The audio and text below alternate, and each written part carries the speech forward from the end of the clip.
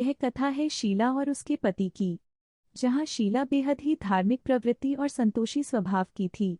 वहीं उनका पति भी विवेकी और सुशील था। दोनों ही किसी की बुराई नहीं करते थे। हर कोई उनकी गृहस्थी की सराहना करता था। लेकिन यह समय कुछ ही दिन में बदल गया। शीला के पति की संगत खराब हो गई। जल्दी अमीर बनने के चक्कर में वह गलत रास्ते पर चल पड़ा। रास्ता भटकने के चलते उसकी हालत बदतर हो गई। शीला का पति गलत आदतों में फंस गया। दोस्तों के साथ साथ उसे भी शराब और जुए की आदत हो गई।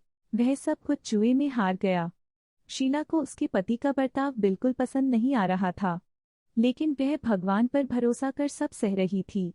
वह अपना समय भगवान की आराधना में व्यतीत करने लगी। एक दिन उसके घर के दरवाजे पर एक बूढ़ी औरत आई। उनके चेहरे पर अलग सा ही अलौकिक तेज था। उन्हें देख शीला के मन में अपार शांति छा गई। शीला के अंदर आनंद छा गया। शीला उन्हें अपने घर के अंदर ले आई, लेकिन उसके पास उन्हें बिठाने के लिए कुछ नहीं था। तब शीला ने सकुचाकर एक फटी हुई चद्दर पर उन्हें बिठा दिया। मान जी ने कहा, क्या तूने मुझे पहचाना नहीं?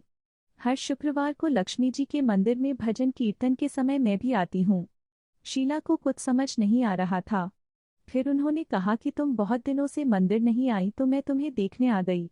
यह सुन शीला का हृदय पिघल गया। वो रोने लगी। मान जी ने शीला को कहा कि सुख और दुख तो धूप और छांव जैसे होते हैं। मुझे अपनी सभी परेशानी बता।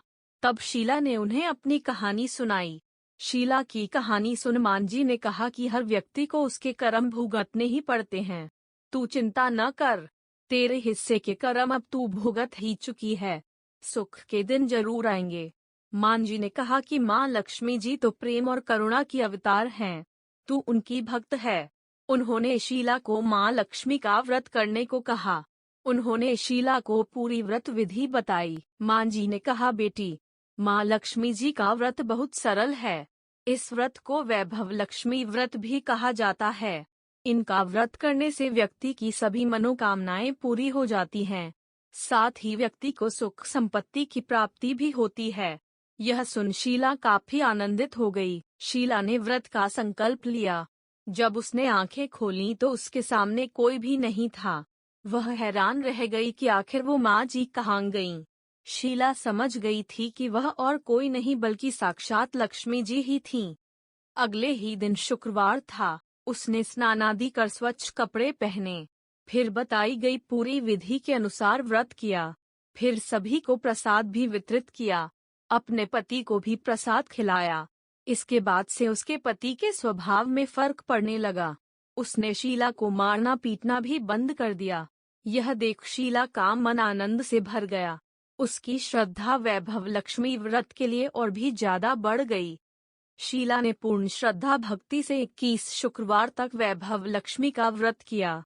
फिर 21वें शुक्रवार को उद्यापन किया और 7 स्त्रियों को वैभव लक्ष्मी व्रत की 7 पुस्तकें भेंट दीं। उसने मन ही मन प्रार्थना की, हे मानधन लक्ष्मी, मैंने आपका वैभव लक्ष्मी व्रत करने की मन्नत मानी थी, वह व्रत आज पूर्ण किया है। मेरी हर विपत्ति दूर करो। सबका कल्याण हो। जिसके पास संतान न हो उसे संतान भी दो। सौभाग्यवती स्त्री का सौभाग्य अखंड रखें। फिर उसने माँ लक्ष्मी की मूर्ति के समक्ष प्रणाम किया। इस व्रत के प्रभाव से उसका पति अच्छा आदमी बन गया। वह मेहनत कर काम करने लगा और उसके घर में धन की कोई कमी नहीं रही।